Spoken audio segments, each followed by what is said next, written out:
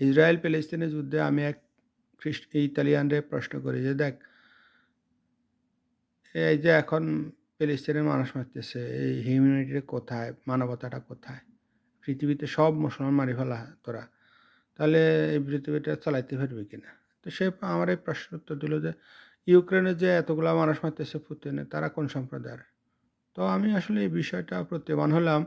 আসলে আধিপত্যবাদেরা আসলে এদের কাছে কোনো ধর্ম, বর্ণ এসব নেই। এদের যেখানে স্বার্থ আছে, অর্থ আছে, এখন বিলিয়ন ট্রিলিয়নের যুগ। যেখানে স্বার্থ, অর্থ বা আধিপত্য, ওখানে ওরাও এগুলো এপ্লাই করবে। এই যেমন ভেনেজুয়েলার প্রেসিডেন্ট উঠে নিয়ে আসছে, হ্যাঁ?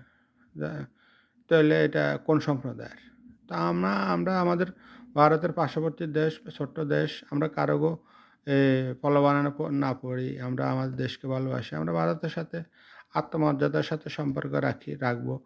আমরা কারো দ্বারা প্রভাবিত হব না। আমরা আমাদের নানাবিধ মতপার্থক্য আছে রাজনৈতিক। আর আমাদের দেশের মানুষ এত সচেতন না।